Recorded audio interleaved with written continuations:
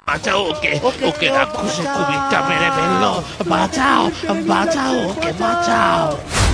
একটা ভয়ঙ্কর কুমির লোকটাকে ধরে নিয়ে যাচ্ছে।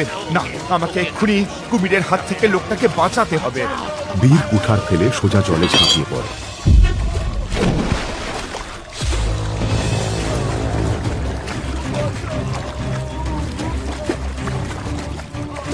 জলের ভিতরে ছলছল শব্দ। কুমির ঘুরে এসে লেজ দিয়ে আঘাত করে। বীর জলের নিচে তলিয়ে যায়, কিন্তু বীর আবার ভেসে ওঠে।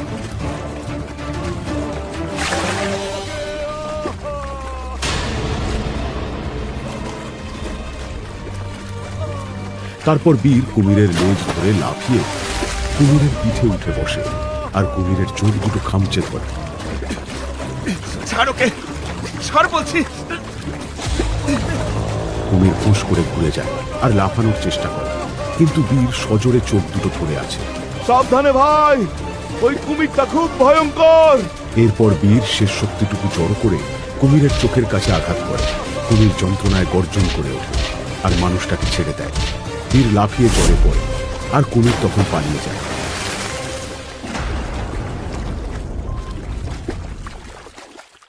বীর লোকটাকে ধরে তীরে নিয়ে আসে।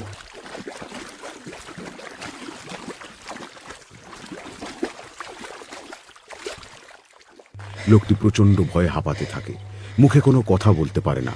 তুমি কে গো ভাই? তোমার বাড়ি কোথায়? তুমি তো খুব সাহসী আর ভালো মানুষ। আমার নাম বীর, এই গ্রামে নতুন এসেছি। আমি না এলে ওই কুমিরটা হয়তো এনাকে মেরেই ফেলতো। হ্যাঁ বীর, তুমি না এলে আজ আমি ওই কুমিরের শিকার হয়ে যেতাম। তোমাকে অসংখ্য ধন্যবাদ। ধন্যবাদ দেবার কিছু নেই দাদা, মানুষ মানুষের উপকারে আসবে, এটাই তো স্বাভাবিক। আজ তুমি বেঁচে গেলে এটাই যথেষ্ট।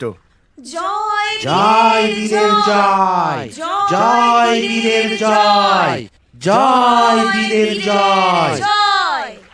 বীর, তুমি আমাদের গ্রামের রক্ষক। তুমি খুব ভালো মানুষ। তুমি যে কারণেই এই গ্রামে এসে থাকো, সেই আশা যেন তোমার পূরণ হয়। এই এক মুহূর্তের সাহস কারো চোখে বীরকে নায়ক বানালো আর কারো চোখে ভাগ্যের পাত্র করে তুলল।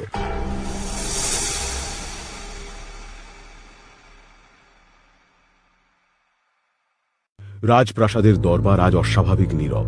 সিংহাসনে বসে আছেন মহারানী স্বর্ণময়ী।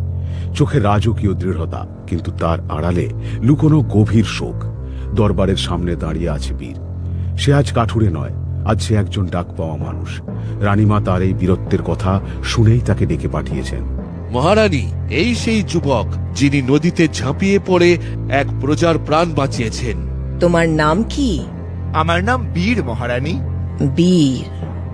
তোমার সাহসের কথা শুনেছি, কিন্তু কিন্তু আজ তোমাকে ডেকেছি অন্য কারণে। আপনি দয়া করে কোনো সংকোচ বোধ করবেন না রানীমা।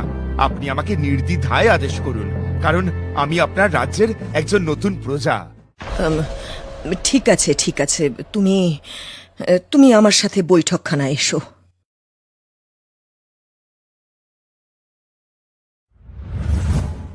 বলুন রানীমা, আমি আপনার জন্য কি করতে পারি? আমার স্বামী, মানে এই রাজ্যের রাজা বল্লভ, যখন মৃত্যুশয্যায় ছিলেন, ঠিক তখনই আমাদের এক পুত্র সন্তানের জন্ম হয়। কিন্তু কিন্তু সেই রাতেই এক জাদুকর আমার সন্তানকে চুরি করে নিয়ে যায়।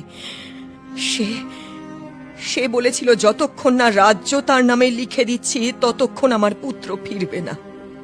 আর আর সেই শোকে মহারাজ মারা যান।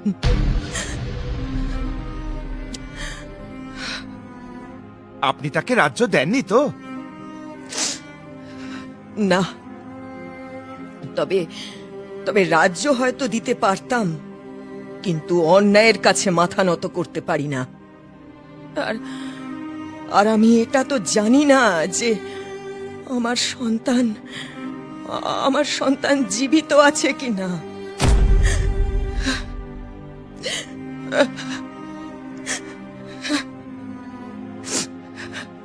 এক মুহূর্ত নীরবতা। হঠাৎ বীর চোখ বন্ধ করে। চোখের সামনে ভেসে ওঠে অতীত। এক অন্ধকার রাত, এক শিশুর কান্না, এক জাদুকরের ছায়া। আপনার সন্তান জীবিত আছে রানীমা। তুমি তুমি কি করে এত নিশ্চিত হয়ে বলছো? আর আর তুমি কি করে জানতে পারলে? আমাকে আমাকে মিথ্যে বলছো না তো? হ্যাঁ, না রানীমা, আমি আপনাকে মিথ্যে বলছি না। আমার অতীত দেখার ক্ষমতা আছে। অতীত দেখেই আমি আপনাকে বললাম। আর আমি কথা দিচ্ছি, আমি আপনার পুত্রকে ফিরিয়ে আনবই। যদি পারো, আমি তোমার ঋণ কোনো দিন শোধ করতে পারবো না।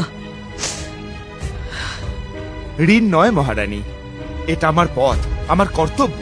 এখন আমাকে অনুমতি দিন আর আশীর্বাদ করুন, যাতে আমি আপনার সন্তানকে আপনার কাছে ফিরিয়ে দিতে পারি। যাও বীর, সফল হয়ে ফিরে এসো।